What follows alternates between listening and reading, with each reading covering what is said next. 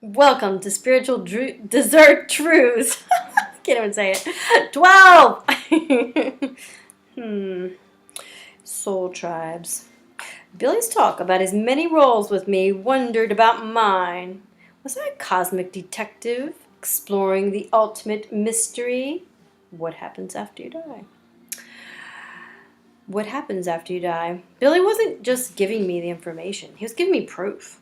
And the plot had been set. I had left my life in New York City in search of a new one at a house by the bay. Without knowing it, I had set the stage for Billy's entrance. This wasn't just Billy's book of life. It was mine too. As the steamy days of August were coming to an end, Billy gave me some more secrets. Although beings come from the same source, within each individual blossom, within our differences, lies the pleasure of creation. It's in its multitudinous, glorious playfulness. The infinite creates diversity, so there are many soul tribes. Each tribe has its special explorations to undertake on earth. Your soul tribe isn't about country or race, religion, or family. When you meet someone from your tribe, you feel somehow you already know that person. Other tribes are unfamiliar, but they bring gifts with knowledge and wisdom. The different tribes provide all the characters needed for the great cosmic drama. Many elaborate symbols appear throughout my book of life. They're written in a language I've never learned, but seem to know intimately. My beloved Joseph and I are from the tribe of Lohana, and these symbols are our tribe's wisdom formulas. Each human being carries out divine experiments in the conditions that Earth has to offer. The holy grail of the mythological journey of human incarnation is the wisdom formulas. Not only do I understand the meaning of my tribe's formulas, but I also, through them, I feel the essence of the souls who created them. What's surprising is how unconditional these Lohana formulas are. They contain no fixed idea of what is virtuous. Their equations go far beyond human labels of good and bad and focus instead on the quality of one's light.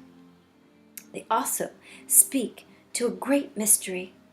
Why would a soul forget its high origins, clothe itself in a body, and leave the higher worlds for the more difficult earth? Well, my darling, because the soul loves experience and doesn't fear suffering. The soul knows it can never be injured. This doesn't mean it isn't natural for people to prefer pleasure over pain. That's part of the plan. And until you've left your world, you'll never fully understand all the whys and wherefores. I was never fond of pain and suffering, but my end of life on earth scenario was filled with it. You might think because I offered so much that I failed, but that wasn't true. Even though my life ended like a tragic opera, I was okay, honey. I know, princess, you're wishing I could share the Lohana formulas with you, but I don't have permission. You don't need to figure them out. Just follow your chimera, your eternal fire. And the formulas will come from themselves. Of course, she Googled Lohana. Ancient tribe, originated in India. According to legend, these noble warriors were descendants of Lord Rama, a king who lived more than 5,000 years ago and still worshipped by the Hindus as one of the many incarnations of God. Was Billy a descendant of Rama? I reread Billy's notes, looking for the answer, but it wasn't there. But something Billy said grabbed my attention.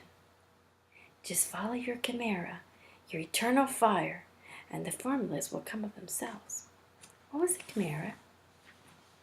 The first search result came up, and it was a three-headed, fire-breathing she-monster from Greek mythology. So I kept looking. Soon, an article called At the Feet of the Eternal Fire came up. It was about the fires known as the Chimera, which burn on Mount Olympus in Turkey. These mysterious flames come from inside the mountain.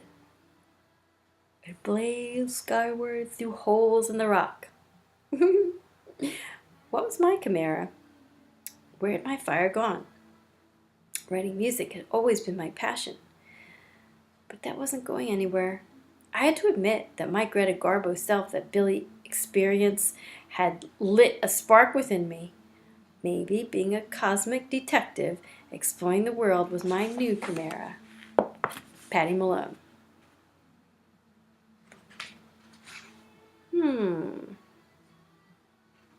Oh, this chapter is cool. I don't know, Billy brought about Tex's brother. It's really cool. You just have to read it. I can't read you this whole book. Annie, wake up. Haven't I proved to you, my sister, that I'm real? And much more important than the fact that I'm real is that there are other places other than Earth, that are full, real, light, love, bliss. And maybe, just maybe, some light can come from those places to make life on your planet a little better, a little kinder, a little more musical. I have a visitor with me tonight. Pat!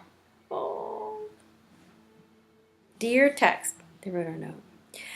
Just because you're exhausted from your mom's illness and her death, you don't have to destroy yourself. Destroying yourself with alcohol isn't the greatest way to handle hard times.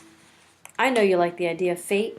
Well, maybe your fate is to become bigger than your addictions. Maybe this is the defining moment of your spirit. Maybe we want you to stick around a while without your body nagging at you saying, I'm a mess.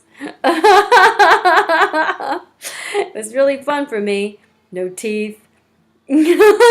Bloated, hair falling out, my knees killing me, coughing up blood. You can get away with it for a certain amount of time, but then there's the piper to pay. I'll drink. You're giving yourself the silent treatment, just like you want to give everyone the silent treatment when it comes to this very tender subject. So I'll give it to you tender. You're going to have to cut this out before your body starts screaming for attention. Let's just start with this one baby step. Start to develop an awareness of what you're doing. No judgment, no false commitments. Just start letting what you're doing enter into your consciousness. Billy. I was able to see the blue light. Aw, so cool. And Tex's brother, Patty Malone. That's a cool part. All right, that's it. It even 8.